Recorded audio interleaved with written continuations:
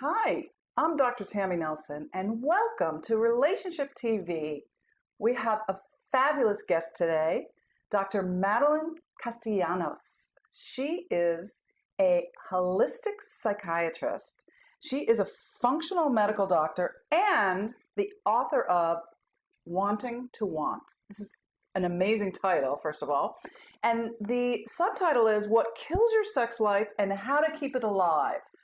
I can't wait for you to meet her and to talk about what is a functional medicine doctor and a holistic sex therapist.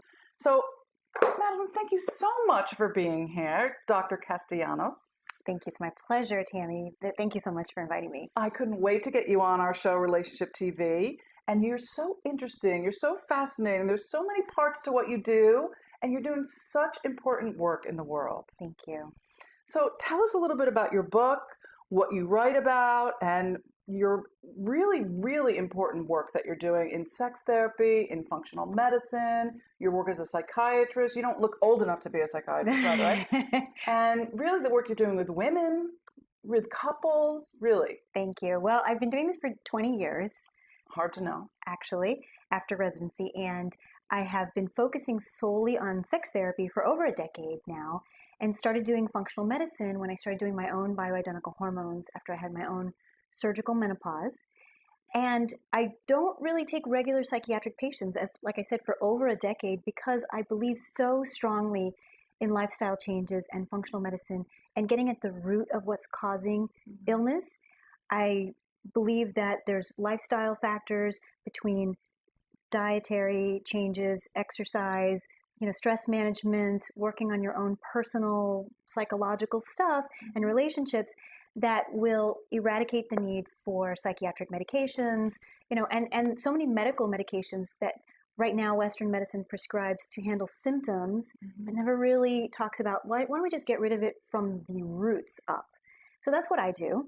I do that specifically for people that have difficulty, a lot of autoimmune issues, and I do sex therapy with couples, with individuals, and then talk to them about how to deal with some of these medical issues. And so there's so much overlap too.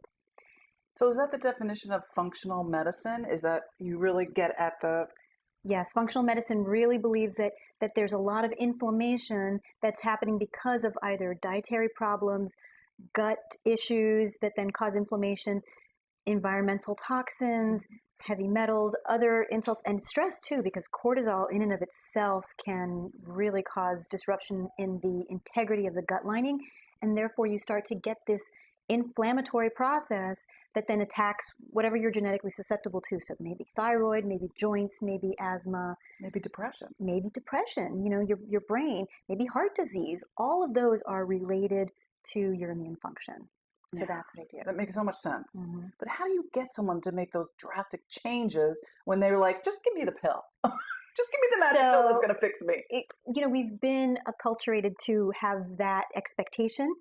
And if they really, really are entrenched in that way of thinking, then I'm not the person for them. Yeah. And I'm here to, I have limited time. So I'm here to help those people who really want to make that change and are ready to try those changes. And I believe in it so strongly because when I started first going gluten and dairy free and studying functional medicine, I had this tendinitis that was not going away no matter what. And as soon as 3 weeks with my dietary changes, and it was gone permanently. And I said, that's it. I'm convinced. And that's what I'm doing for other people, finding new hormone balances for them and how their, sexual desire and really life energy changes when they're more balanced and healthier. So all of that I incorporate together in the practice. Oh, I'm such a believer because I cannot eat gluten and I cannot eat dairy. Yeah. It's unbelievable. Unbelievable what's going on in our culture now. So how did you come to write your book, Wanting to Want? So this book, I woke up one day and said, I just have to put down this information for everybody out there. The most common things I end up talking to individuals and couples in my practice about what interferes with their sexual pleasure and sexual desire. And I think at the time I was getting a rash of people just coming into my office asking for testosterone. Oh, my desire's low. Maybe I need hormones. Oh, my desire's low. Maybe I need hormones. And when I would speak to them, I went, let's find out what's happening in your relationship. and let's find out what's happening in your own body. And are you connected to your pleasure and the experience of your own emotions?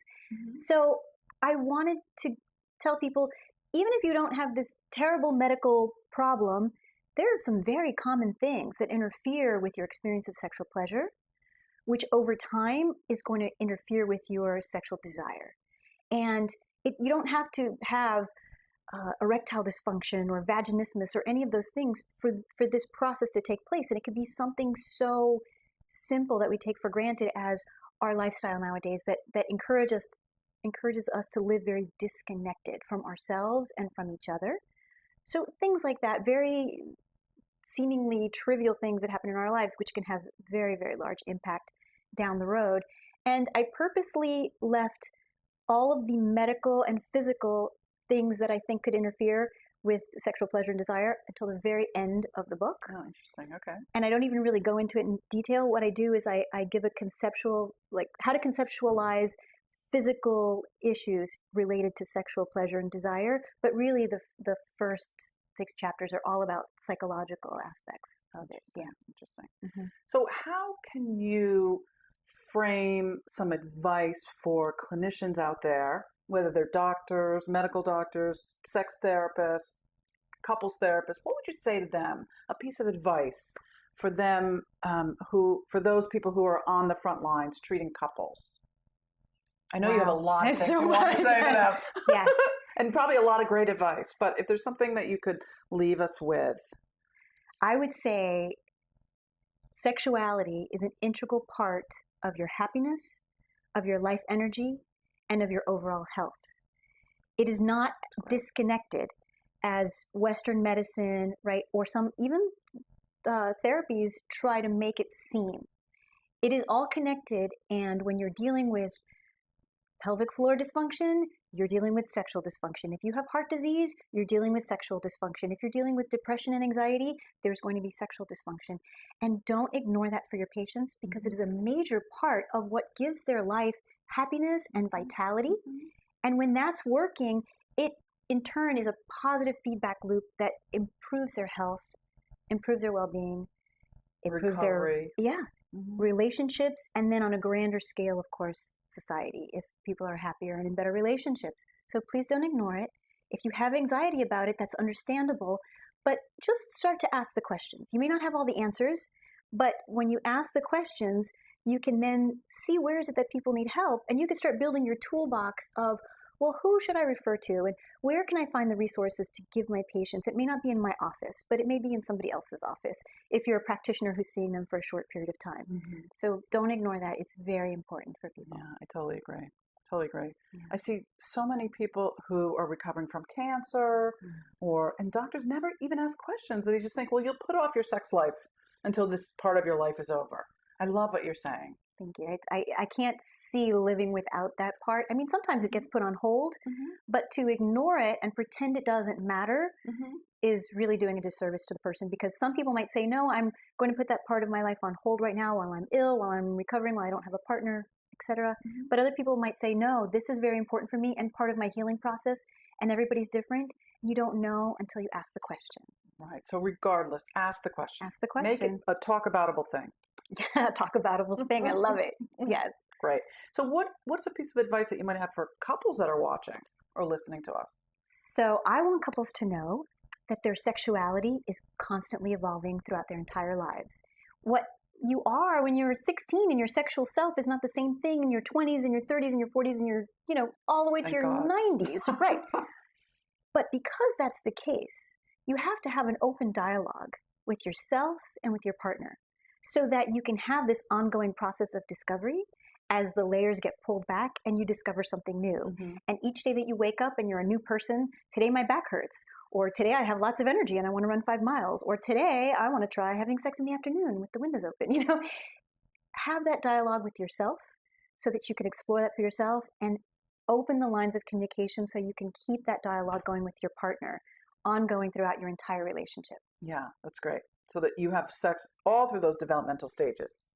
Or in some shape or form, whatever you like. That's the purpose of it, so that you're not making assumptions one way or the other. You're actually saying, this is what I want, this is what I need, this is what I'm curious about, and what do you need, and what do you want, and what are you curious about? Perfect. That's great advice for people of all ages out there. Yeah. And I'm wondering, this is such good advice, and you have so much that you can offer people. I mean, really, in all ages, all stages of life, healthy through not so healthy, through going through illness, through going through recovery. There's so much there. It's so rich. And I really love your book and the ideas you have in your book and the sex therapy that you do, but also the healing, the holistic healing. It's not so much focused on the pathology or the illness, but really focused on the health. Absolutely. Yeah. I mean, unless you find what's working and expand that, I mean, that's how you improve somebody's health and well-being. You don't focus on just the negative. I love a study that I was reading about just the other day, that even if you use more positive words, your brain is so plastic that you will become more positive and have more positive emotions, just using more positive words. So imagine if we focus on what works for people and empower them to improve their health and well-being, rather than just attacking what's wrong. Just like in a relationship. Just like in a relationship. Perfect. So what's one quick tip that you can leave us with for couples? Oh boy. I know. It's hard with all your wisdom and knowledge. Just narrow it down to one thing. Make time for your physical relationship. Absolutely. Carve it out, because if you don't, the rest of life will take over. You will put it on the back burner and take it for granted, because it does sometimes require effort. Sometimes it's totally spontaneous and it's the only thing on your mind, but those times where it's not, if you don't carve out time for it, then it's going to get dismissed. Yeah. Great. So make time for it. Make time. Make time for your physical relationship. Absolutely. Yeah, I love that. That's perfect. Perfect quick tip from Dr. Castellanos. And I hope that if you're listening today or watching Relationship TV, you will buy her book, Wanting to Want. And thank you all for joining us. Today, I'm Dr. Tammy Nelson for Relationship TV, where we put your relationship first to make love last.